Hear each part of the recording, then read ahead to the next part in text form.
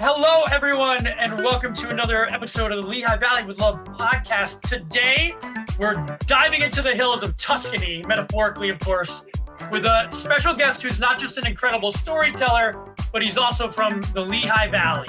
J.A. Marz is the author of Ciao, Amore Mio, the tale of Gabby and Gio, an Italian discovery, a novella that is capturing hearts across the country. And we're excited to learn more about this book, which is filled with romance, self-discovery, and breathtaking imagery. And we're here with the author. J.A., thank you so much for taking some time to talk to me today. Well, George, thank you. I appreciate the opportunity, always. Really quick, before we get into it, I want to thank our sponsors, of course, Michael Bernardin with Remax Realty, Molly's Irish Grill and Sports Pub, Wind Creek Event Center, WDIY 88.1, Banco Beverage Company, Lehigh Valley Health Network, and our friends at LL Bean. Check out their outdoor discovery programs. And J.A., I want to learn a little bit more about just your history from the Lehigh Valley. You're a Lehigh Valley native. Tell us a little bit about yourself. Well, born and raised in Lehigh Valley, specifically in Easton, PA. Worked here initially in my career as a healthcare marketing exec. Okay. For 30 plus years, but left the area back in the late 80s and worked at various different health systems in different parts of the country, but then had an opportunity to come back home to work at Lehigh Valley Health Network. And then I sort of rode that into retirement a few years back. So I've been a healthcare marketer, a communicator, a storyteller, a wordsmith, a copywriter, however you want to call it, pretty much my whole career. Sure. I think, people tend to think of some of these marketing guys as, it's all professional all the time, but beyond the advertising and all that, I'm sure, you always had a passion underlying. Is that what it was? You always just had like a book waiting to come out? Well, I used to joke with my staff over the years, like anytime I didn't want to answer a tough question or there was a question that we couldn't answer very easily, I would always say, well, you'll have to wait and read it in my book. Right. So kind of jokingly said that, but in the back of my head, I always felt that there was a book in me. Always wanted to write one, similar to a lot of other people out there who say they want to write books or want to be authors.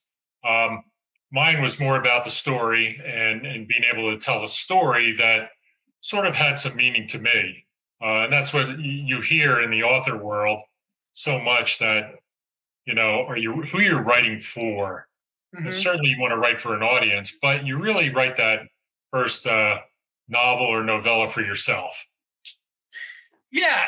And I would imagine that when we're talking about the people, because I say it, I would love to write a book someday. I've talked to many people, but I've talked to authors, interviewed some, and it's always interesting to me that moment you go from, I want to do it, to, oh my God, I'm doing it. So what was that impetus to you where you finally sat down and started to put the book together? I mean, clearly this is about Italy. So was it throughout your travels? What sparked that pen to hit paper? Well, I had the first and the last chapter of this novella in my head for a number of years.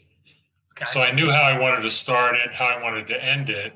And I knew Italy had to be a part of it because, going back to my traditions and my family and our travels, our ability to travel to Italy a few times, I always knew that wanted to be part of the story. But I still had trouble figuring out, okay, what's sort of the substance to the story as we pull together. So I kind of went back to my experience. The three things in life, obviously besides family, are golf, travel, and Italy. So I was able to pull all of those three areas into this novella. If that sounds kind of strange, it really isn't. It kind of flowed. And it really worked together, given the timing of it. And you asked me, okay, what triggered this? Sure. Last year, I had some time to reflect. I've been retired. officially retired for several years now, doing consulting work on the side. So I said, if I'm going to do this, I better start thinking about doing it now. So I finally sat down and, I had full transparency. I had some personal or health issues last year, and it kind of said I had the time to sit back and begin to do this. And once I got going with it, just like other writers out there, once you get going, it just starts to flow and you build the story and you kind of work through it. So it took me about 4 or 5 months to really get the first draft completed. And then I worked with a local publisher who helped me fine tune it and publish it. And did you have, 4 or 5 months is, not that long, I would guess, in terms of from start to finish. Like, what was kind of your process? Were you writing every day? Did you have a schedule? Was it just when it was coming to you? How did you approach your writing, your project? I pretty much wrote almost every day, or went back and reviewed copy that I had written the previous day or the previous week. And once I get going, I just continue to go until, I'm either dropping over, falling asleep, or okay, I've hit a point where now I got to think about where this story goes next, and then stop there. But yeah, and being able to write fiction, and I've said this, and I think I mentioned it to you, George, it's freedom personified, because fiction, you can pretty much say anything you want in fiction. If you're using certain locations, like I did, many locations in Italy, that has to be accurate and researched, of course, and I was able to do that fairly simply, to be honest with you, because I didn't get too in depth of any nuance here. I just wanted to give readers a basic flavor. If you've been to Italy, it'll trigger memories for you in this novella. If you've never traveled there, you're going to want to book a ticket and go tomorrow, because in my opinion, there's no other place like it. You can debate that, and I'm sure people will debate that. Right, of course. But personally, between the countryside and the culture and the traditions of going back, to me, it reminded me and brought me back to my childhood and grandparents. And I sort of referenced some of that in this novella, kind of pull those pieces into it. And there's a romance, all sorts of stuff in there. What did you have any sort of, besides the Italian landscape, was there any sort of personal attachment to this? Was it a story that, I don't know, like, where did you kind of originally, I guess, begin to think of these characters? Well, I'll say that any association between the main character, Joe, and myself is strictly coincidental. But he's a wanderlust travel writer who, after graduating from college in the United States, bought a one-way ticket to Europe and basically stayed and traveled and wandered and did his thing. He was also a part-time golf hustler. So he was able to do that while he's traveling and living throughout Europe. I also wanted him to be a little bit of a bad boy. Sure. Because that's the lifestyle he chose. He wants to be independent. He wants to be a rogue. He wants to be able to go and experience and bring those stories to life. But he ends up meeting, by accident, the beautiful owner of an agriturismo in Tuscany by the name of Gabriella Rossetti. And all the best laid plans of freedom go out the window. Right. And it's an exploration then of their romance, but it's also more about self-discovery, I think, for both of them. Sure. Because she has a past as well. And so does he, of course. But they kind of come together and have this experience and this journey throughout the novella. the golf hustling. I'm sure that it's like just when you said it, I'm like, okay, that makes sense. I can understand where this is going. That alone would make me want to read it. Like I like that style. Like, what are they doing out there? People hustling. I love it. Yeah, and his best friend turns out to be a guy by the name of Franco, who is a professional golfer on the DP World Tour. So he plays in Europe most of the time, and Franco and him get together on occasion when they're in the same area, and it's really a tight friendship, and in many ways Franco is sort of the solid force behind Gio's vagabond ways. So the two of them kind of play together. Stay right there. We got a couple commercials. We'll be right back. Lehigh Valley Health Network is now proudly part of Jefferson Health, and together we're bringing you more. More hospitals and outpatient locations for added convenience. More nationally ranked specialists for expert care. More clinical trials and more innovation to improve outcomes. We're investing in your well-being and building healthier communities because more expertise and convenient care means better outcomes and a healthier you. Jefferson Health and Lehigh Valley Health Network, together for the future of care. Looking for your next adventure? Come explore the great outdoors with LL Bean's outdoor discovery programs at Nockamixon State Park in Quakertown, Pennsylvania. Whether you're brand new or building your skills, we've got something for everyone. Kayaking, stand-up paddleboarding, archery, fly casting, and more. Our expert guides make it easy and fun because we believe the outdoors is for everyone. Sign up at llbeanoutdoors.com today to get more outdoors. A big thank you to our sponsors, Michael Bernardin with Remax Real Estate, Molly's Irish Grill and Sports Pub, Banco Beverage Company, Wind Creek Event Center, WDIY 88.1 FM, and of course our friends at Lehigh Valley Health Network. Thank you for allowing us to continue to bring these episodes to you.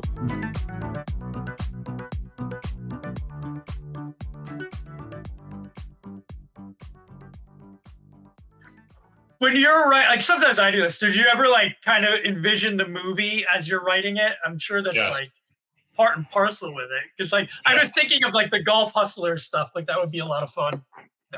Yeah, I also think about, okay, what actors and actresses will play some of the parts, and so I've had that figured out. Yeah, well, who would be? I'm just curious. What would be your picks?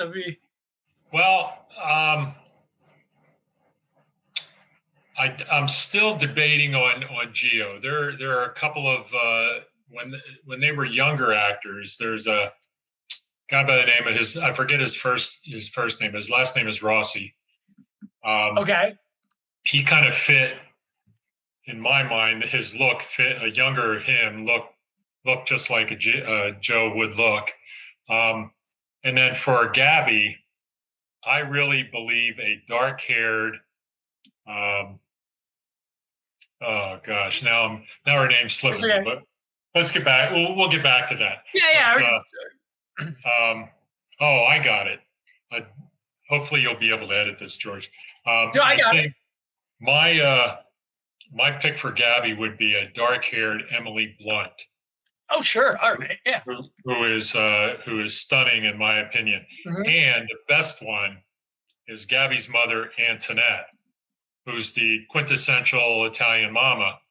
I think the perfect age now is Marissa Tomei. All right, sure. Playing Antoinette.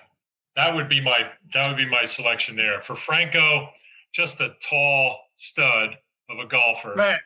Is how I picture that guy. So it's kind of fun. And there are characters on the Agriturismo who kind of work with the team who could fit in and with all of that. So, yeah, I mean, you never know with so many streaming things, and you know what I mean? Like they're putting movies out all the time.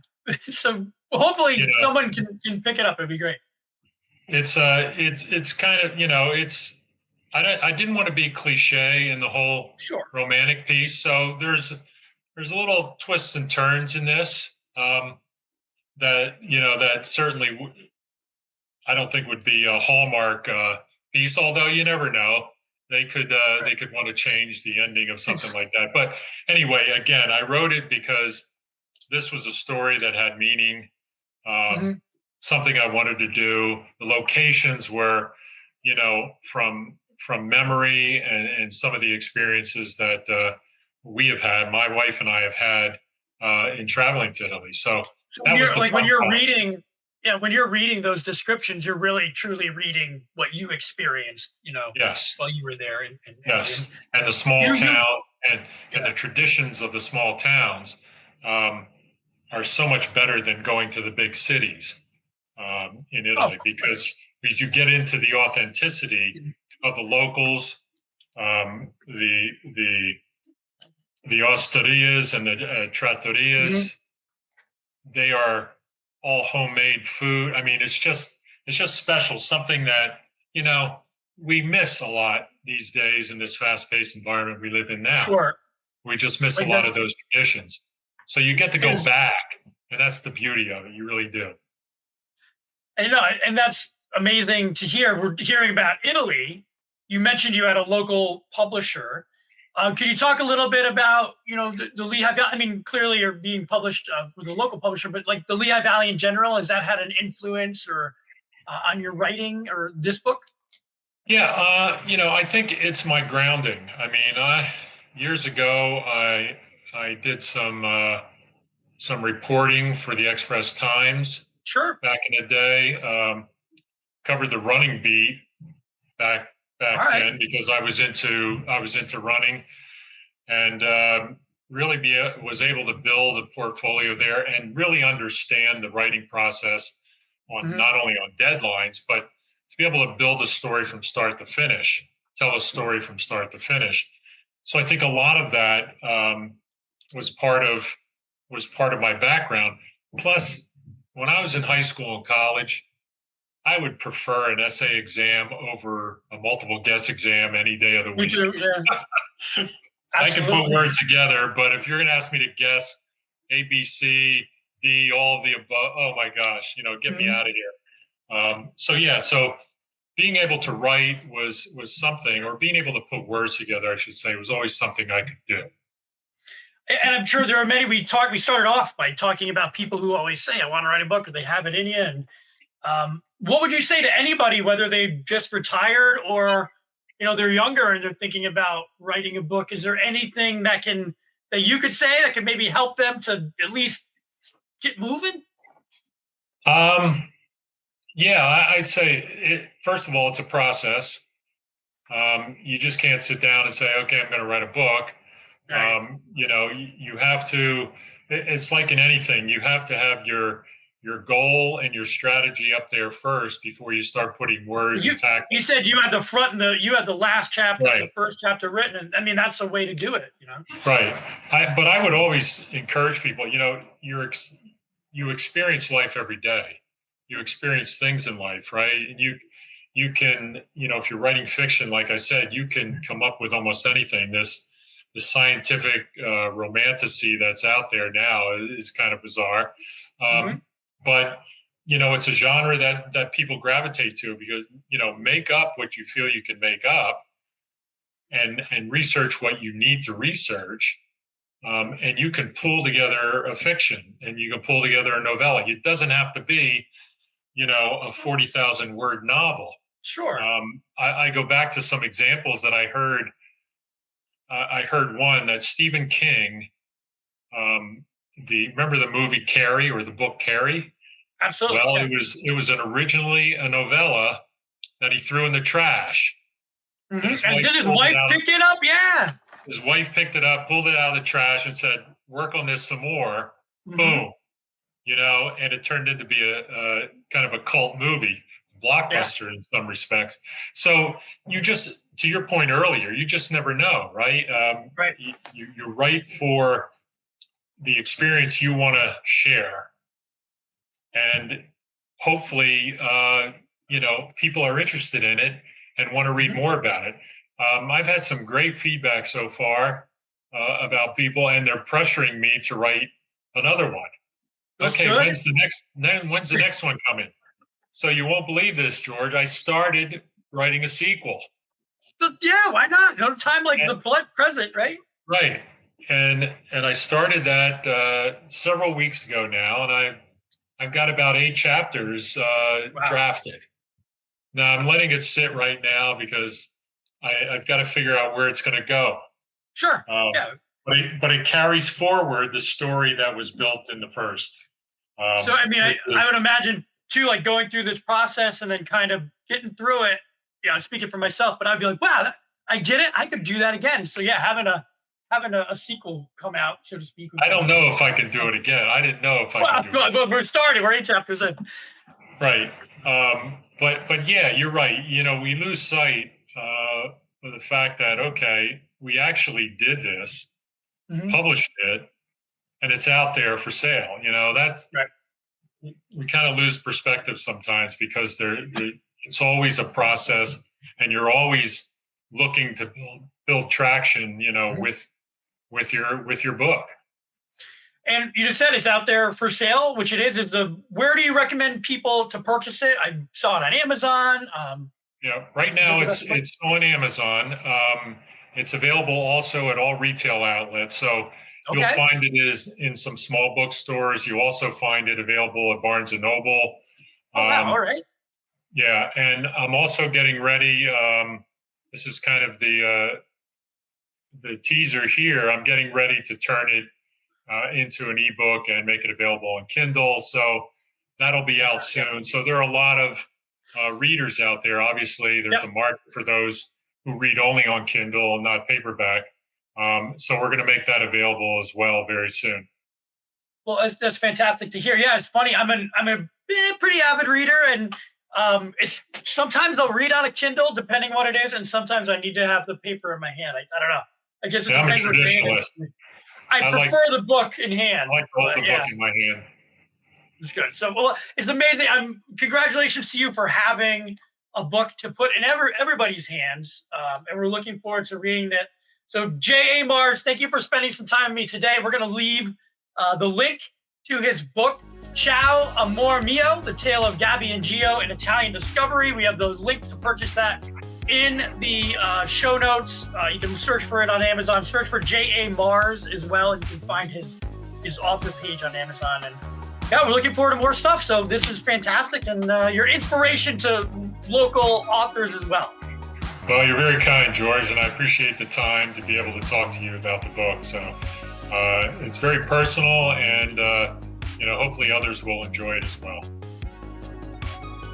A big thank you to our sponsors, Michael Bernardin with Remax Real Estate, Molly's Irish Grill and Sports Pub, Benko Beverage Company, Wind Creek Event Center, WDIY 88.1 FM, and of course our friends at Lehigh Valley Health Network. Thank you for allowing us to continue to bring these episodes to you.